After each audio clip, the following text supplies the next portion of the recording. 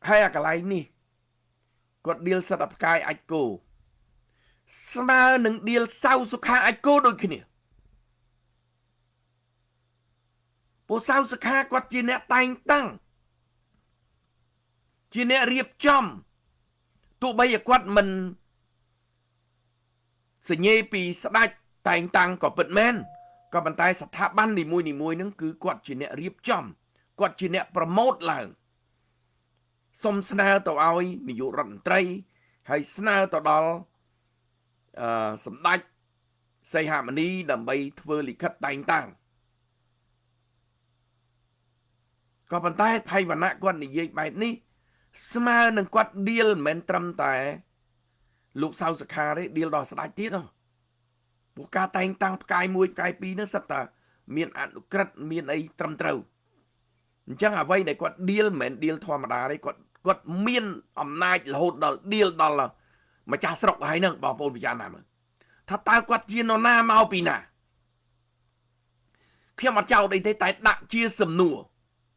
hay quạt chia phải chia chun thoa mà đá thế na bà sân thì kết là lâu quá nè quạt ăn miền tu này ti ấy to tại sao quạt chia tay tạ nó cô ba còn bàn tay ở lâu nên bị ăn miền tu này ti tại hai đôi mà đánh bàn quạt miền ẩm nai khăng mà lại nấu nón chăn nấu prum và tôl thay nè nè cả sai đa trôi có bàn này miên tại phay và nạ mùi để trôi tao nó rinh nè cả sai tụt giang tao nè na này dây ca bật xây tao cứ ăn bàn đại khả phay và nạ từ bị dây bàn từ thả bàn phơi sạc cam mà phim đầu tiên nâng bàn mù lại đây kì khi ông nâng bỏ sai chun chìm điệp ở bằng bồn đằng tại sát đáp con tỉnh sẵnยูมันเธอบาปเนี่ยริกาเธอนี่คือเธอดำไม่บ่มบักสลอดได้ไปเชื่อจนเซ็งเท็ดแต่กี่จังริกาแกเห็นริกาได้กี่จังใหญ่ถ้าสมไม่แต่ก็โลตันกำซูนะแต่เมียนกาคอมโตรสกรรมเพียบก็เติบ้านตัวกาคอมโตรตั้งวิถีดำน้องกับปูเลยในกายมวยนั่งบ่มเมียนในกายมวยนั่งเฮิร์นเข้ากระเป๋าเจ้าสมองเนี่ยเตยอย่างไรเห็นเคยยอดบางปนตันกำซัวก็มันแมนเชี่ยมนุษย์ธรรมดาได้ไพ่บรรณาบ้านนี่เย่ให้กะโลตันกำซัวได้มีกาความโตรละหดดอกธนากำปูลมีในตากาความโตรปีโลกหุ่นใส่หรือมวยก็โลกหุ่นมาในธนากำปูลเชียนหน้าไพ่บรรณาไอ้แม่เนี่ย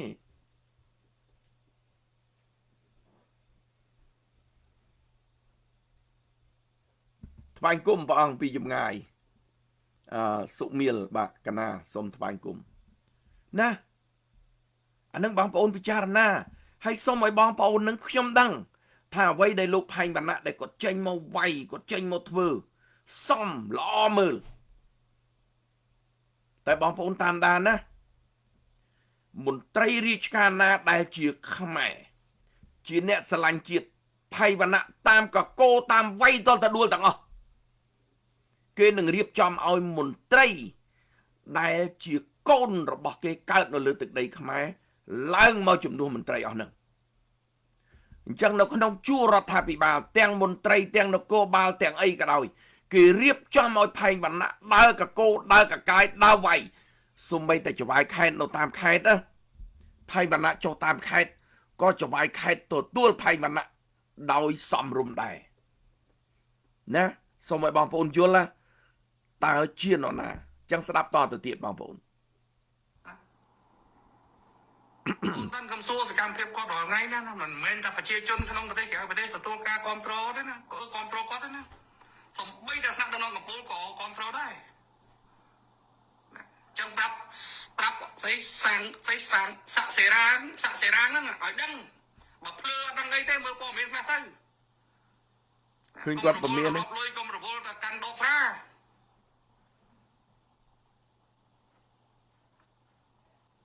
អត់ដឹងតាន់កំសួរជាតាណាហើយទៅសួរសឡុតណាចង់ខោក្បាលអត់មានឆ្លោះកញ្ចក់មើលខ្លួនឯងថាតាំងសារាហ្នឹងស្អីសាក់សេរាហ្នឹងជាតាណាទេហើយទៅប៉ះទៅរករឿងតាន់កំសួរហ្នឹងឆ្លោះកញ្ចក់មើលខ្លួនឯងផងហើយយូរទៅសុំកលុំតែគ្នា យូរទៅគេនាំគ្នាថាចម្រើនចាំបដៅ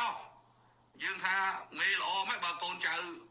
ធ្វើខុសមេមិនដែលដកផងដកពីខេត្តនេះទៅដាក់ខេត្តនោះដកពីខេត្តនោះទៅដាក់ខេត្តនេះហើយចង់ស្អប់ខ្ញុំចង់ខឹងបងប្អូនពិចារណាប្រហែលសៅសុខាណាផែងវណ្ណៈគាត់ហ៊ានវាយហើយឃើញទេមេល្អមិនបើកូនខូចអញ្ចឹងហើយណែមេដកពីខេត្តនេះទៅដាក់ខេត្តនោះនឹងគាត់អត់មានជួបទណ្ឌកម្មអីផងនឹងអញ្ចឹងផែងវណ្ណៈឋានៈផែងវណ្ណៈហ៊ានវាយសៅសុខាទៅហើយថាតើគាត់ជានរណាមកពីណាបងប្អូនពិចារណាហើយអ្នកណាអ្នកឲ្យវាយនេះមិនរឿងចៃដន្យទេណាបងប្អូនណាចឹងសូមឲ្យថ្នាក់ដឹកនាំជាពិសេសលោកសៅសុខានឹងក៏ដូចជាលោកតាទាបាញ់ក៏ដូចជាលោកតាសខេងត្រៀមខ្លួនប្រុងប្រយ័ត្នផងខ្ញុំនិយាយនេះអត់មានចាក់រុកអត់មានទៅឆ្កឹះទៅឆ្កៀវអីទេណាគ្រាន់តែយើងឃើញសកម្មភាពដែលគេខាងកើតគេមានអធិពលគេមានសិទ្ធិវាយអស់លោកបដើទៅហើយអស់លោកនៅតែបដោតបដែងឲ្យគេធ្វើតាមចិត្តថាតើលោកគិតបើលោកមិនគិតពីជាតិក៏លោកគិតពីគ្រួសារលោកដែរដល់ថ្ងៃមួយគ្រួសារលោកក៏ត្រូវតែគេវាយដែរចុះថ្ងៃនេះលោកនៅមានអំណាចលោកនៅមានកម្លាំងលោកនៅមានឥទ្ធិពលនឹងធ្វើការនៅក្នុងជួររដ្ឋាភិបាលចុះលោកមិនឃើញចុះបើលោកធ្លាក់ខ្លួន stroke ឈឺក្នុងពេលដែលមកពេលមកប្រព្រឹត្តភ្នែកហ្នឹងលោកអត់អំណាចតែគ្រួសារលោកទៅជាយ៉ាងម៉េចលោកមានបានត្រៀមទុកឯងថាតើឥទ្ធិពលរបស់គេដែលគេធ្វើសម្រាប់នៅក្នុងប្រទេសខ្មែរនឹងយ៉ាងម៉េចខ្ញុំសៅរាស៊ីមិនចង់និយាយរឿងឯកជនតែនេះវាប៉ះពាល់ទៅដល់រឿងជាតិរឿងអធិបតេយ្យជាតិរឿងស្ថាប័នជាតិទាំងមូលបន្តទៀតបងប្អូនខ្ញុំខំតាំងជប់រាប់អានទេរកទៅខ្ញុំធ្វើខ្ញុំខ្វល់ទេខ្ញុំតែទៅដាក់ខែដាក់ដៃស៊ីបាយអស់លោកនឹងទេបាទនិយាយមែនដែរវាហួសហេតុពេកបង្កើតកំហុសកម្មពិតគេហៅបងអូនតាន់កំសួរទៅក្នុងន័យគម្រាមកំហែងថាកុំឲ្យឈ្លានពានដែនដីគេឥឡូវទៀតផៃវណ្ណៈចុះទៅគេហៅផៃវណ្ណៈទៅរកបេសកកម្មឯងប្រាប់មុនទៅហើយបងអូនតាន់កំសួរទៀតខ្ញុំសំណូមពរឲ្យអ្នកកសែតទាំងអស់រាយការណ៍បទល្មើសព្រៃឈើឲ្យខ្ញុំក្នុងព័ត៌មានមួយខ្ញុំឲ្យ1លានរៀលតែខ្ញុំមានលក្ខខណ្ឌរបស់ខ្ញុំព្រៃឈើត្រង់ព្រាយធំតិចចាប់ពីដឹកជា4-5គីបអីឡើងទៅអានឹងចាប់ប្រាប់ខ្ញុំស្តុកនៅផ្ទះណាឈ្មោះអីដឹកម៉ោងប្រមាណមកជួបបាយដឹកជញ្ជូនស្អីថតរូបថតវីដេអូប្រាប់ឈ្មោះប្រាប់អីឲ្យគ្រប់ឲ្យខ្ញុំឲ្យមួយរឿង1លានបាទនឹងកញ្ចែនោះខ្ញុំធ្វើនឹងកញ្ចែមុនគេបងប្អូនពិចារណាក្រសួងបរិស្ថានទៅណាក្រសួងកសិកម្មទៅណាមន្ត្រីរាជការការពារបរិស្ថានការពារធនធានធម្មជាតិទៅណាមិនបានមកចនិតផៃអណៃផែងវណ្ណៈផងហ្នឹងណាក្រសួងអស់ហ្នឹងទៅណាលឹបទៅណាអស់ទៅបានជាផែងវណ្ណៈមានទូនីតិអីក៏សម្បើមម្លេះខ្ញុំនិយាយនេះមិនមែនអត់ចំណែនអត់អីទេណាបងប្អូនណាបានគាត់ធ្វើអញ្ចឹងកាន់តែល្អក៏ប៉ុន្តែអស់លោកទៅណាដែលជាអ្នកការពារព្រៃឈើស្រែកតែការពារព្រៃឈើការពារបរិស្ថានមិនឲ្យបាត់បើលោកហ៊ុនសែនវិញកាត់ដៃកវត្តចោលទៀតនោះកាត់កកទៀតនោះទៅឯណាអត់ស្មើរួមជើងផៃវណ្ណៈផងហ្នឹងហើយផៃវណ្ណៈនឹងជានរណាបានលុយពីណាដែលគ្រាន់តែអ្នកកសែតមកខេសទៅឲ្យគាត់បាន1លានលុយខ្មែរស្មើនឹង$250ហើយគាត់ថាគាត់បោះលុយរាប់100លានដើម្បីយកទៅធ្វើការទូនីតិគាត់អីលុយនឹងមកពីណាធ្លាក់ពីលើមេឃឬមួយយ៉ាងម៉េចអ្នកណាជាអ្នកផ្ដល់អំណាចឲ្យគាត់ហ៊ុនសែនឬមួយខាងកើតពួកគាត់ជាកូនយួនដែលកើតលើទឹកដីកម្ពុជាទេណា ហើយបើខ្ញុំមើលជំនាញការដូចមើលពីណានេះផែងវណ្ណៈកូនជំនាញការយួនកើតនៅស្រុកខ្មែរជាចារកម្មលាក់មុខដូច្នេះហើយមានអំណាចលាក់មុខត្រឹមត្រូវនេះជាការពិត 100% ផែងវណ្ណៈក៏ដោយស៊ូណារ៉ូក៏ដោយសិតតែនយោបាយលោកហ៊ុនសែនផែងវណ្ណៈធ្វើនយោបាយក្នុងប្រទេសវាយខ្មែរអ្នកណាស្រឡាញ់ជាតិនៅក្នុងជួររដ្ឋាភិបាលផែងវណ្ណៈវាយតដួលទៅអស់ស៊ូណារ៉ូគេបញ្ជូនឲ្យចេញមកខាងក្រៅនយោបាយក្រៅប្រទេសដើម្បីអីដើម្បីយកមកបំផ្លាញអ្នកប្រជាធិបតេយ្យនៅខាងក្រៅ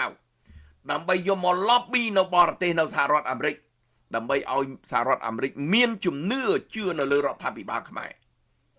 តែវាចៃដន្យដោយសារមានប្រព័ន្ធ Facebook ពិភពលោកគេដឹងរឿងអស់ទៅចឹងហើយធ្វើឲ្យស៊ូណារ៉ូគាត់ធ្វើអីវាអត់ចេញនៅក្រៅប្រទេសនឹងសិទ្ធិនយោបាយក្រៅប្រទេសនៅក្នុងប្រទេសខ្ញុំធ្លាប់បានរៀនសិលធម៌នយោបាយនៅស្រុកខ្មែរពីបញ្ហាហ្នឹងគឺរបបលោកហ៊ុនសែនគាត់ធ្វើនយោបាយពីរទី1ក្នុងប្រទេសទី2ក្រៅប្រទេសក្នុងប្រទេសគឺគាត់បោករាសគាត់ផរាសគាត់ទៅថតកន្លែងណាដែលល្អល្អដើម្បីឲ្យរាសមានជំនឿលើគាត់ឲ្យធ្វើអញ្ចឹងរបៀបផែងវណ្ណៈហ្នឹងដើរកឡុកដើរធ្វើហើយប្រជាជនអបអរសាទរណាឮថាអំពើពុករលួយបំបត្តិអំពើពុករលួយបំបត្តិអីហ្នឹងគឺល្អណាស់តែគាត់អត់ដឹងថាអ្វីដែលគេធ្វើខាងកើតឲ្យខាងលិចគេបើកចំហឲ្យខាងកើតគោលបំណងផែងវណ្ណៈអូខេស្ដាប់គាត់ណាឲ្យវ៉ាន់កកមកពីលិចរបស់មកពីលិចត្រូវបិទបាំងត្រូវអត់ឲ្យយកចូលត្រូវអត់ឲ្យតែខាងកើតចំហមកតាមចិត្តគាត់គ្រាន់និយាយឲ្យមើលពីកើតផងតែគាត់គ្រាន់តែថាទេតែគាត់ទៅចាប់ពីកើតទេនេះជានយោបាយរបស់គេដែលគេជាកូនរបស់គេគេឲ្យយកមកដើម្បីបង្កប់ដើម្បីវាយឥឡូវសេដ្ឋកិច្ចយួនឡើងយ៉ាងម៉េចដោយសារអីដោយសារបិទខាងលិចបើកខាងកើតរាប់រយកុងទីន័រមួយថ្ងៃដឹកតាមចិត្តអានេះនយោបាយរបស់គេបងប្អូនណាឲ្យយល់អញ្ចឹងថ្ងៃនេះដែលខ្ញុំនិយាយនេះមិនមែនជារឿងបុគ្គលផែងវណ្ណៈម្នាក់ទេគឺជារឿងជាតិដែលយើងត្រូវមើលដឹងទាំងអស់គ្នាហើយមកសួស្ដីសុធារីលេងបាទជំរាបសួរពីចម្ងាយសុធារី Samuel excellent Rasi is my friend request still waiting for 3 years already oh sorry Samuel បាទ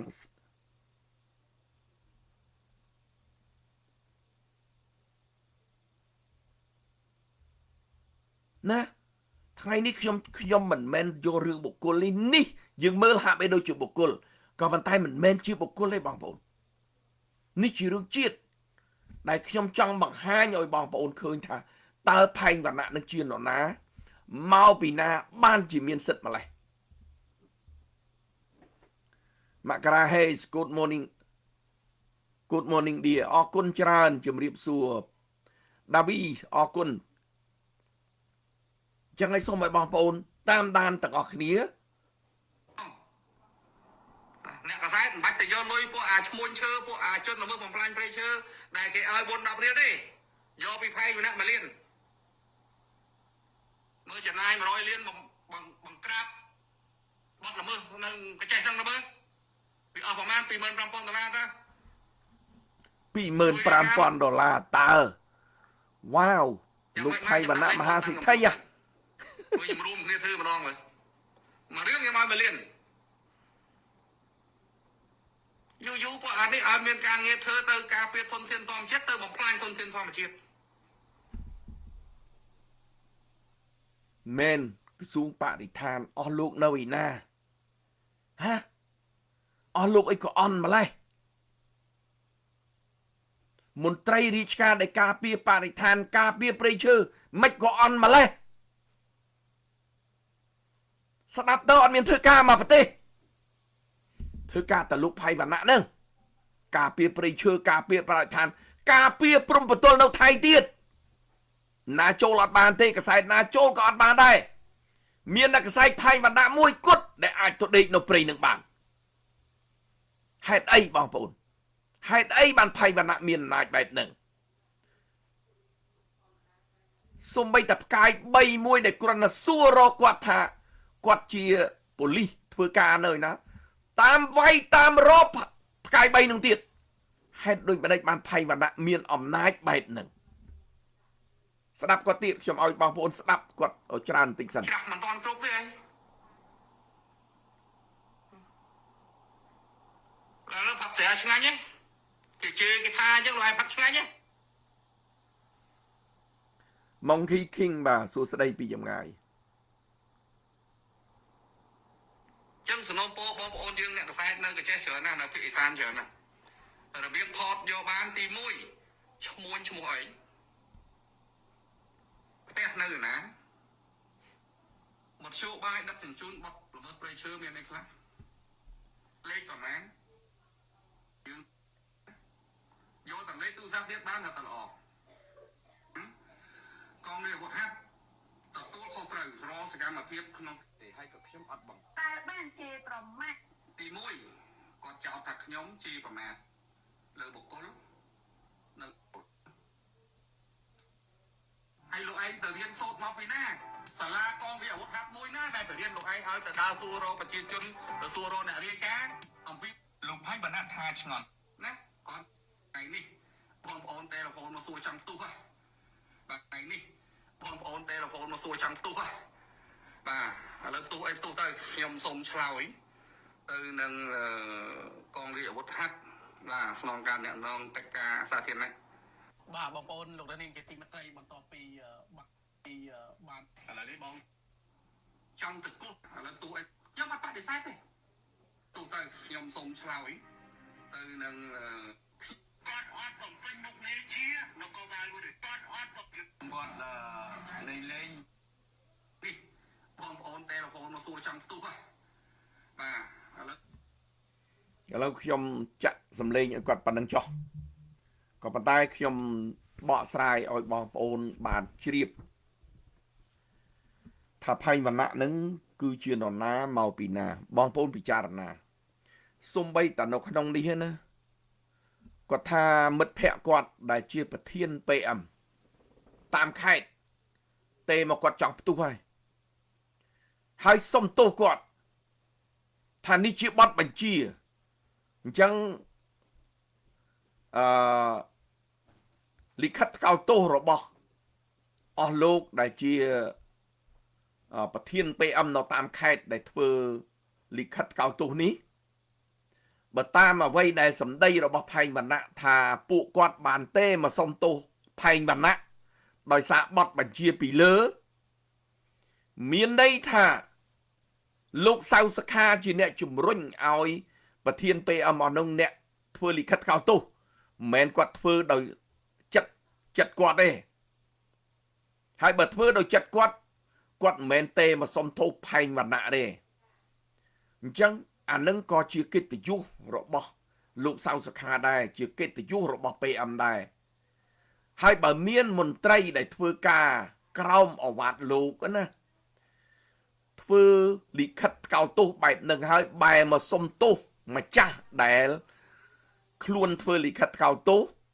ដោយមិនគោរពមេបែបនឹងខ្ញុំមិនជឿមិនគួរថាមន្ត្រីអស់នឹងសំតែក្រោមអវ៉ាត់លោកសៅសុខាទេដោយអត់គួរទេខ្ញុំធ្វើការជាមួយមេខ្ញុំលោកប្រធានសំរងស៊ីណាអ្វីដែលលោកធ្វើដែលលោកសម្រេចមកហើយខ្ញុំគោរពតាមដោយសេចក្ដីចិត្តបើសិនជាការងារនឹងមិនពិតប្រាកដទេខ្ញុំតវ៉ាចំពោះមុខគាត់ខ្ញុំអាចប្រឆាំងជាមួយគាត់ខ្ញុំអាចជូនយោបល់ឲ្យគាត់ពួកគាត់ជាតកងទូកដែលនាំលទ្ធិប្រជាធិបតេយ្យចូលកម្ពុជាហើយខ្ញុំជិះទូកជាមួយគាត់បើឃើញគាត់ជិះទូកនឹងតកងទូកបើកវិញហើយឬមួយក៏បើកខុសផ្លូវខ្ញុំត្រូវតែជួយឆ្កឹះជួយដាស់គាត់តែអានេះអត់ផងមេឲ្យធ្វើឲ្យទៅសុំទោសអ្នកដែលខ្លួនឯងទៅសេនោះអញ្ចឹងបានតែក្បត់មេបាត់ហើយខ្ញុំអត់ក្បត់ដាច់ខាតថ្ងៃនេះខ្ញុំជម្រាបឲ្យបងប្អូនពីមុនខ្ញុំធ្លាប់និយាយណាថា ខ្ញុំគោរពលោកប្រធានសំរងស៊ីក្នុងគោលការណ៍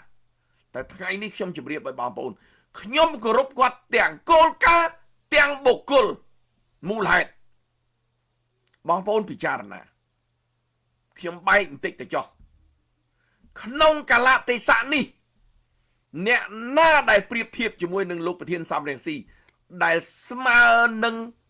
អ្នកវីរៈជននាំលទ្ធិប្រជាធិបតេយ្យចូលកម្ពុជា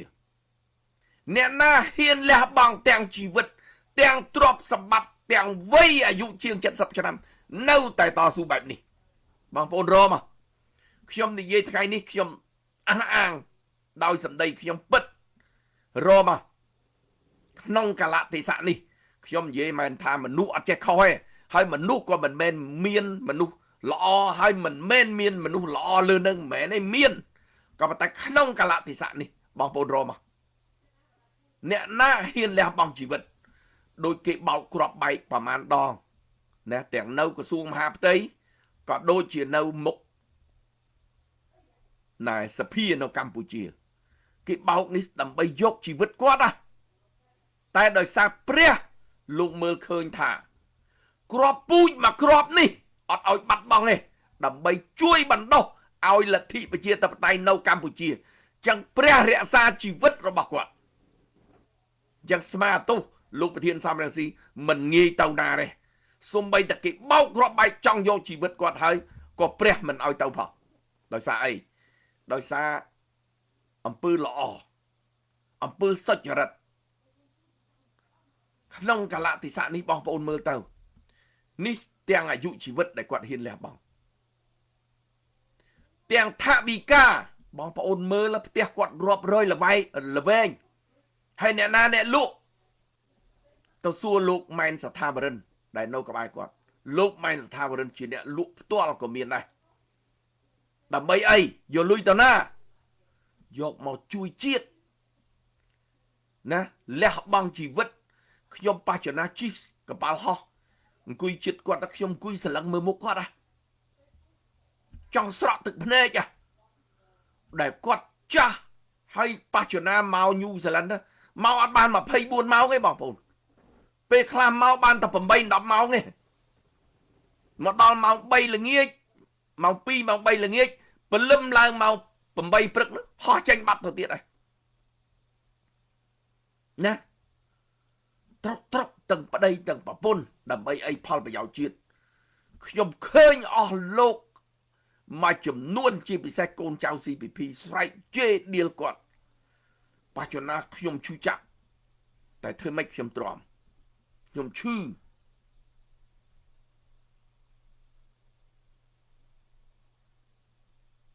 អាគេជេរក៏ជេរទៅវាមានអាជនបង្កប់ខ្លះហ្នឹងក៏លួចជេរគាត់ទៅទៀតអាហ្នឹងឯងដែលធ្វើឲ្យសាវរាស៊ីបច្ចុប្បន្នហ្នឹងទ្រាំបាន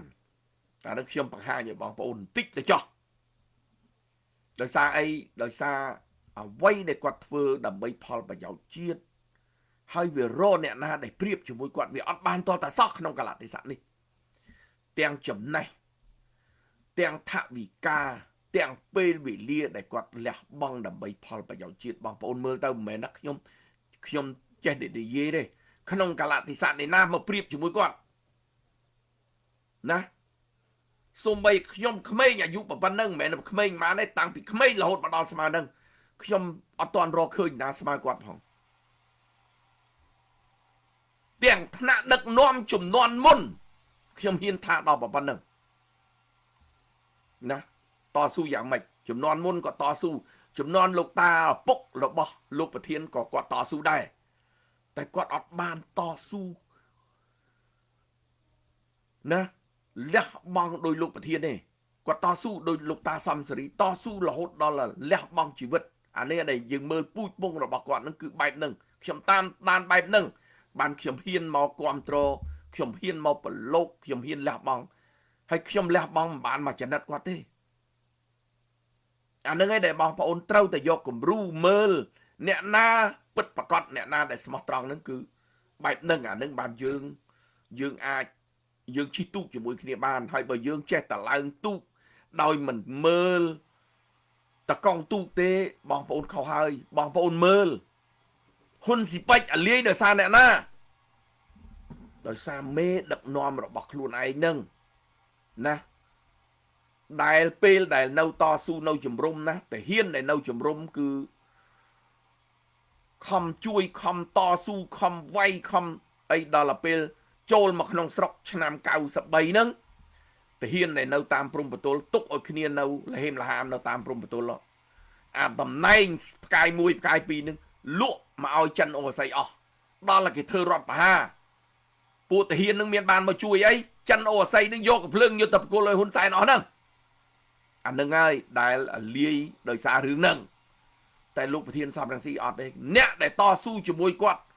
មិនងាយល្បេះទេលើកលែងតែអ្នកនឹងខូចអ្នកនឹង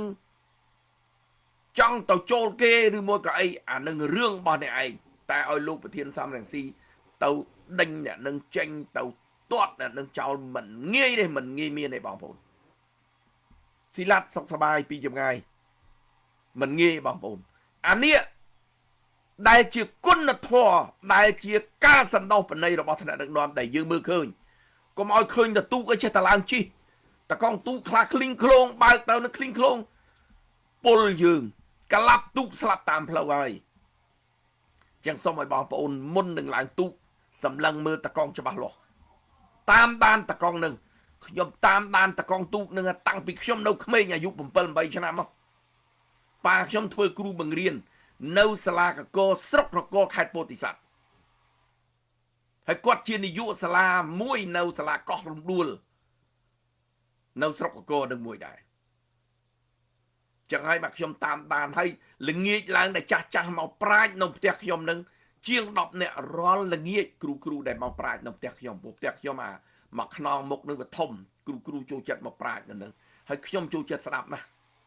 ចាស់ប្រាជ្ញគ្នាព្រោះណាស់ហើយប្រាជ្ញតែរឿងនយោបាយនឹងឯងគ្រូពីដើមសិតតែអ្នកនយោបាយអញ្ចឹងគាត់តាមដានជាពិសេសលោកតាសំសេរីដែលគាត់តាមដានគាត់និយាយគឺខ្ញុំតាមដានតាំងពីទូចមកអញ្ចឹងហើយបានយើងថ្ងៃនេះខ្ញុំប្រហើបប៉ុណ្ណឹងហើយមិនមែនថាខ្ញុំងប់ងល់ជាមួយនឹងមេទេតែដោយសារយើងចង់ជម្រាបបងប្អូនថាមុននឹងគោរពមុននឹងតាមដានយើងត្រូវពិនិត្យឲ្យបានច្បាស់លាស់ថាតើមេណាអាក្រក់មេណាល្អហើយបើមេស្នេហាជាតិបែបហ្នឹងយើងស្រឡាញ់ជាតិដូចគាត់ដែរគឺយើងដើរជាមួយគាត់បានហើយយើងជិះទូកជាមួយគាត់បានហើយអញ្ចឹងថ្ងៃនេះយើងឃើញផែងវណ្ណៈគាត់វាយ PM តផ្កាយមួយតែដូចវាយលោកកឹមសុខាអណែសៅសុខាអញ្ចឹងគាត់និយាយហើយខុសពីកន្លែងមួយហើយគាត់ថាម្នាក់ឈ្មោះណែសារ៉ាំងនឹងខូចហើយបើខូចហើយមេ PM អត់ដកគាត់ធ្វើតនកម្មអីផងនឹងដកពីកន្លែងមួយទៅកន្លែងមួយមិនស្មើនឹងគាត់វាយលោកសៅសុខាណាឥឡូវបងប្អូនពិចារណាអញ្ចឹងឧត្តមសេនីយ៍ត្រីណាសាក់សារ៉ាំងអញ្ចឹងថាតើប្រហែលលោកសាក់សារ៉ាំងផ្កាយមួយហើយលោកផែងវណ្ណៈហ៊ានវាយសៅសុខាហើយហ្នឹងអញ្ចឹងសូមឲ្យបងប្អូនតាមដានថាតើលោកផែងវណ្ណៈនឹងជានរណាហើយបើខ្ញុំមើលគាត់សួរគ្រាន់តែសួររលិខិតបេសកកម្មប៉ុណ្ណឹងដូចជាមិនខុសអីធ្ងន់ធ្ងរទេបងប្អូនណាដូចមិនខុសអីធ្ងន់ធ្ងរទេក៏ប៉ុន្តែ PM ពីដើមប៉ូលីសពីដើមសួរលិខិតបេសកកម្មរបស់ព្រះអង្គមុតបន្ទិញផងមិនបានផែងវណ្ណៈអត់ជួយគ្រប់គ្រងព្រះអង្គផងព្រះអង្គអ្នកការពារព្រៃឈើតាដូចគ្នាតាការពារលើសណែតាន់កំសួរផងមិនបានផែងវណ្ណៈអត់ចេញការពារចឹងបងប្អូនតាមដានលោកតាន់កំសួរហើយខ្ញុំនិយាយនេះអត់មែនទៅថ្កោលទោសលោកតាន់កំសួរទេណាគ្រាន់តែដាក់ជាសំណួរថាតើតាន់កំសួរជានរណាបានផែងវណ្ណៈជានរណាបានចេញមកការពារតាន់កំសួរជួយយុទ្ធជនដែលជាប់គុករាល់ថ្ងៃនេះសុំវល់លោកផែងវណ្ណៈជួយអន្តរាគមន៍ដើម្បីឲ្យពួកគាត់ចេញមកការពារបរិស្ថានផងបើលោកពិតជាស្រឡាញ់បរិស្ថានពិតជាស្រឡាញ់ព្រៃឈើមែនសុំក៏ជ្រោកបោកបាយឲ្យពួកគាត់ចេញពីគុកផងណាកុំឲ្យកាន់ម្ខាងបែបហ្នឹង មួយទៀតបងប្អូនលោកផៃវណ្ណៈគាត់វាយទាំងអស់តាំងពីមន្ត្រីណារត់ពន្ធឲ្យគាត់ឥឡូវនឹងសូមឲ្យរាជរដ្ឋាភិបាលសូមមេត្តាយកសម្លេងរបស់ផៃវណ្ណៈដែលគាត់បាននិយាយទៅលោកសសុខាណែសៅសុខាថាគាត់មានផុសតាងច្រើនណាស់ដែលមន្ត្រី PM ធំចូលរួមឧក្រិដ្ឋកម្មអនឡាញចូលរួមរត់ពន្ធយកអីវ៉ាន់ទាំងមកពីថៃទាំងមកពីវៀតណាមសូមឲ្យលោកសៅសុខាតាមរកផុសតាងនឹងដើម្បីដាក់ទោសទៅដល់មន្ត្រីអស់នឹងផងណាឥឡូវរបបលោកហ៊ុនសែនលោកថាកំពុងតែបង្ក្រាបឧក្រិដ្ឋកម្មអនឡាញជាចំណែកមួយដែរដែលផែងវណ្ណៈគាត់មានផុសតាងច្រើននៅក្នុងដៃគាត់ដែលគាត់អត់ហ៊ានបញ្ចេញដោយសារគាត់ខ្លាចប៉ះពាល់ទៅដល់ឈ្មោះស្ថាប័ន PM អញ្ចឹងសូមឲ្យរាជរដ្ឋាភិបាលលោកហ៊ុនម៉ាណែតអញ្ជើញលោកផែងវណ្ណៈហើយទៅយកផុសតាងពីលោកផែងវណ្ណៈដើម្បីបង្ក្រាបឧក្រិដ្ឋកម្មអនឡាញនោះណាអានឹងតាមសម្ដីលោកផៃវណ្ណៈនៅក្នុងប្រព័ន្ធ Facebook នឹងបងប្អូនឆែកមើលប្រព័ន្ធ Facebook លោកផៃវណ្ណៈហើយស្ដាប់ទៅឃើញហើយបើសិនជារដ្ឋាភិបាលដឹងហើយលោកផៃវណ្ណៈគាត់បានបង្ហើបឲ្យថាគាត់មានផុសតាងទៅហើយបែរទៅជាអត់ព្រមយកផុសតាងយកទៅកកោកកាយរកជន់ក្បត់ជន់ខូចអានឹងមានរដ្ឋាភិបាលនឹងចូលដៃជាមួយពួកនឹងព្រោះផៃវណ្ណៈគាត់មានផុសតាងច្រើនណាអានឹងទាំងសុំពីវនីវឲ្យលោកហ៊ុនម៉ាណែតក៏ដូចជាលោកសៅសុខាហើយលោកសៅសុខានឹងគឺច្បាស់ជាពាក់